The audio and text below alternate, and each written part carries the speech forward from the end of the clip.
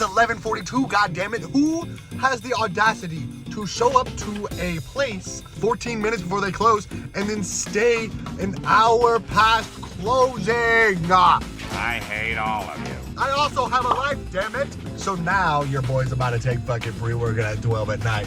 But fuck it, we're balling. I ain't got a life anyway, so it's fine. The only thing I have to worry about is making sure that I can get enough food before work. You know what? Fuck it. It doesn't even matter. I'm gonna get the food in no matter what. Before or after work, it really doesn't matter. As long as I eat, as long as I get my shit in, then we're good. The whole cheat meal thing. A friend at the gym was mentioning how I said how people are bitch made for having cheat meals, which, you know, is kind of true, but like, if you want to be human, you need a cheat meal every now and then or whatever. But the issue with cheat meals is that it messes with your macros.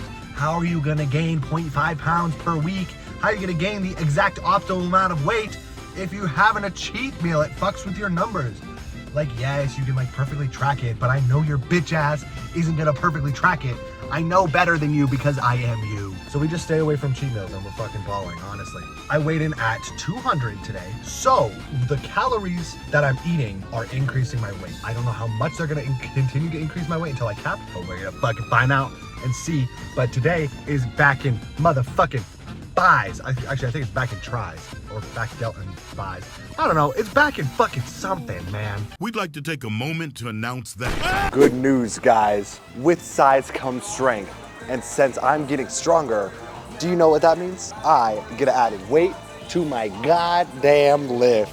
I haven't increased my weight in forever. It's been a long time. Last time I did 45. This time, we're slapping a fucking 10 on that bitch. Small increases, all right. There's no point putting another 45 just to get fuck-ass reps. We're still trying to have quality here. All right, I got 15 with 45. Let's see what I get with 55.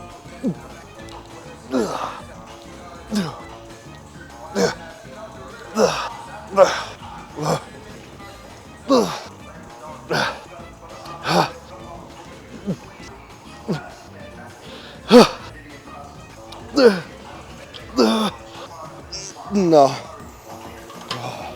You know what's crazy? The fact that I think I'm still spending less money on the bulk while I'm eating a metric fuck ton of stuff than I was on the cut, simply because I'm not using vegetables. I think vegetables were quite literally draining my bank account, actually. The only thing that's draining my bank account now, it's not like the chicken or the turkey or anything you would think. No, it's the protein powder. Since I use 2 scoops a day, the little tub that I get is gone instantly. Yeah, I could get the super big bag and save, you know, $3, but it's all the same. You're still using a lot. 2 scoops a day is quite a lot.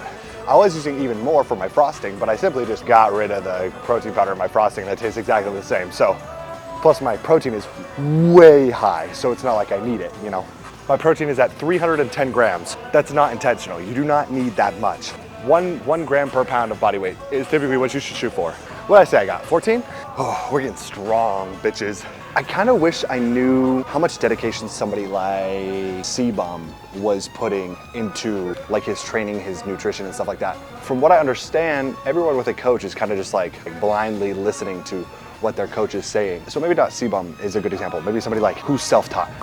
Sam Solik, I guess. Is like the only one that's coming to mind because he is self-coached, right? So like what extent of effort is he going through to achieve his goals? Would it be like more or less than me? Because I think I'm like trying my hardest, even on the bulk, which is cool. I've never done that before, so it feels good. So even if I miss my numbers, it's not due to a lack of effort. And I think that's what really, really fucks with my head, is when I'm like not putting in the effort and I'm failing, then it's like, dude, you suck, put in the effort. And then it's weird. It's like a procrastination thing also, maybe? I don't know.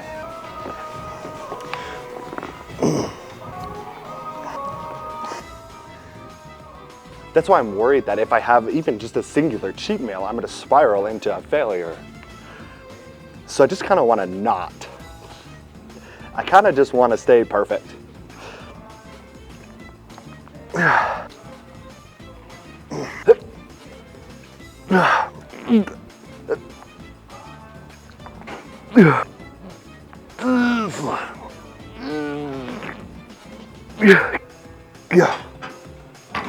Obviously, I'm not perfect. Like, I'm definitely not optimizing my bulk as well as I could. I don't think I've eaten a vegetable in 3 weeks. But like, perfect in the sense of I am trying my hardest and I'm not eating Little Debbie snacks. The worst thing I'm eating is Cinnamon Toast Crunch, which I know is not great, but fuck it, we ball. I just think it would be so fucking cool to walk around with just so much mass on your body that you're just an absolute freak. You know how when you're like walking around and you look in the mirror and you get a glimpse of like what you kind of look like? I want that, but like when I look, I'm like, good God, what the fuck? I want that reaction out of myself. I want to have so much just size, but not just size, but also leanness. I don't want to be no mass monster. Just like a ridiculous physique where it's like, Jesus Christ, how the fuck does somebody even achieve that? That's what I want. Because in my head, my physique is kind of like my artwork, right? Where it's like, here's a visual representation of years of effort. And obviously, you bet your ass that I want to max out that stat. I don't want this weird ass, hard stuck 190 middle ground bullshit that I've been at for like a year and a half. No, I want to push that shit to like 230 and see what happens. Picture this, okay? Here's me, 200. I was 200 this morning. Now imagine 20 more goddamn pounds. How sick is that gonna be? I think it's gonna be cool as fuck. I might be like a little flush, but that's all temporary. We're gonna shred down again for the show, and then, oh dude, I wanna have no doubt in my mind that I'm gonna fucking kick ass. Because one, I'm not gonna fuck up my carb load again, and two, I'm gonna have hella more size in specifically my chest. My chest wasn't great, but my back was sick as fuck. So imagine my back at a properly executed carb load, plus another 20 pounds. I'm just saying, nothing but pure dreams. That would be sick. I see people all the time in this gym who are IFBB pros and they're just walking around in their quadruple XL and they still fill out that shit because they're 270 lean. I want that. That's a club right there. I want to be a part of that. I think my lats and my shoulders are pretty solid, but like the rest of me probably needs quite a bit of work. So my buys, arms, chest, and even core, basically everything. And then my lower half doesn't really matter because I'm in men's physique. And I plan on only doing men's physique in my next show. Obviously things could change in a year, but like if I end up with some crazy fucking physique and I could do classic, then maybe I'll do classic. You also gotta be a little bit more educated for classic when it comes to posing and shit. Which also puts more fun into it, right? You're gonna play around with like your quads and more ab poses and shit like that. And your freestyle pose can be way cooler than your freestyle pose in men's physique. But then you have to get tanned, and that means you have to put the forbidden sock on, if you know what I'm talking about. The tanning sock for your package. Some guys just freeball it, and you know, respect to them, but that spray is cold, so you bet your ass you're not showing anything off. I got hope, man. I legit think I could have kicked ass in my show if I wasn't brain dead. Clearly 760 grams of carbs is too much. I don't know how I didn't realize that a couple weeks ago, or like a month ago now, but whatever. How's the fullness looking now that I'm officially 200 pounds? My arms definitely need work, that's for sure. You know what, fuck that. My front double bicep needs work. I don't know why because like the side of my arm is pretty good, I would think, and my triceps have some size. But whenever I do my front double bicep, it's like, I don't know, maybe I'm in my head. I think my shoulders are just too overpowering, but I think that's a good problem, honestly. I'd rather have bigger shoulders and smaller arms. Anime review. There's no freaking way I'll be your lover is a diabolical romance anime where it's like a reverse harem and the main character is a female. Her name is Amori. And this bitch is depicted as an introvert. So when she transferred to high school, she wants to be an extrovert because she's jealous of all like the experiences, stuff that extroverts are having. So she's trying this like fake personality in order to be more outgoing. Apparently, that means that she becomes the ultimate fucking Riz master and pulls the baddest of bitches, making them switch teams and shit. These ladies didn't even know they liked girls until Amori pulled up, pulling literally, what, all four of like the hottest chicks. She pulls all of them. And apparently she's like mid in that universe. She's not even that good. And her personality's kind of buns too. Like she's not really special in any way, yet she's pulling mad hoes. I don't know what she's doing. I don't know if it's the pink hair. Maybe that's why I want to do half pink, half black, because apparently all the characters with pink hair get bitches. I gotta take a page out of her book. Mai is the like main antagonist, I guess you would consider that in romance, like the 1, the first one. And if you're not planning on watching it, spoiler alert, here's how it ends. There's 17 episodes and you can watch them all on YouTube. But it ends with Amaury picking 2 girls. I'll let the mystery, you know, reminisce. And you guys can figure out which 2 girls, but she ends up with 2.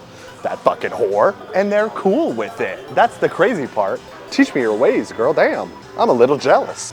Overall though, pretty solid anime, I liked it. I also liked how it was all on YouTube, so that was convenient. 7.5 out of 10.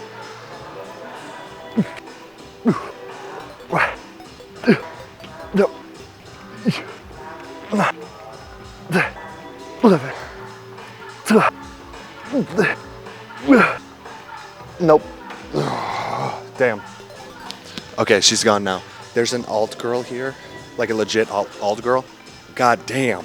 Holy shit. She's mad attractive. I don't know where she is, but I'm in a quiet gym and she's the only one here, so I gotta be careful. I gotta make sure I'm not being heard. So I posted a video today, well, technically yesterday, since it's fucking 1 in the morning now, but I posted a video, we'll say recently, about how hard gaining is just a fucking scam. And it's just motherfuckers trying to find an excuse to justify the fact that they can't eat food like a man. And I got a comment, and this dude was like, what do I do? I've been eat maxing basically, and I've gained 40 pounds, but I've like plateaued. At that point, you did your bulking phase, brother. 40 pounds is kind of fucking insane. He said he went from 120 to 160. At that point, you know, you could cut eventually. Maybe you're not as big as you want to be, but there is a thing called like think of it as like a diet, mental, metabolism, insulin reset for your body. Do a mini cut if you don't want to do a full cut. Do like a 1 month mini cut to like kind of restabilize, and then just hop back on that shit and try to push it a little farther. Let's say on the mini cut, the 4-week mini cut, you lost 10 pounds, but maybe in that process of losing 10 pounds, it allows you to go from what used to be 160 to like 175 or something like that. That's kind of what you have to do. Whenever I first did my cut, I plateaued at like 175 or 170 or something like that. So I finally did a cut and then I blew past 175. Just like how last bulk, I was hard capped at 190. I did a cut, hardest cut of my life, but I still did a cut, blew past 190. That's what I expect would happen for everybody, assuming that you're doing shit right and you're actually cutting, not just like maintaining. You don't want to maintain, you want to cut. You want to lose weight so that you can kind of think of it as like a slingshot to gaining more weight. That's just my opinion. I don't know if it's fact-based. I'm pretty sure it is, because like research I'm doing, what I'm saying has been backed up by specifically exercise and sports scientist Mike Israetel, Father Mike. If you know him, he's goated, but he's the one who taught me that. So I'm trying to tell you guys that once you bulk for long enough, you take a little break, you take a little reset, and then you bulk again. I don't think you can realistically go from really small and then bulk for 4 years straight into really big, and then there's your physique.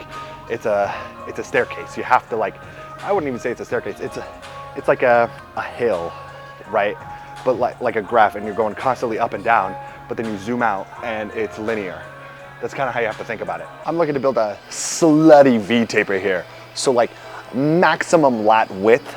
Honestly, I thought that I had pretty high lat insertions until I realized what high lat insertions look like. That Asian dude that I was talking about yesterday, that dude quite literally has like the highest fucking lat insertions I've ever seen. So since my waist is narrow, I thought my lat insertions were like high, but I think I have kind of normie lat insertions. W waist, but you know, I'll take whatever. I don't have low lat insertions for sure, because those freaks, they'll have it down to their ass, is what it looks like. Those guys look cool, but like not really aesthetic, you know?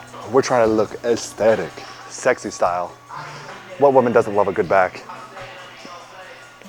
Same for guys too. A nice back on a woman is awesome.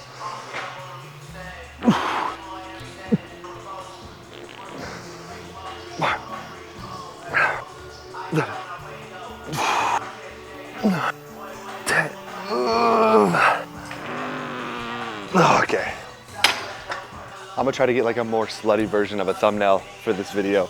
My plan is I have a Breathe Divinity jacket, right? So I'm gonna like, no shirt, take off like half of it and show off my upper back in like fantastic lighting. And hopefully that makes me look super sexy and awesome. That's the goal, at least, for the thumbnail. We'll see.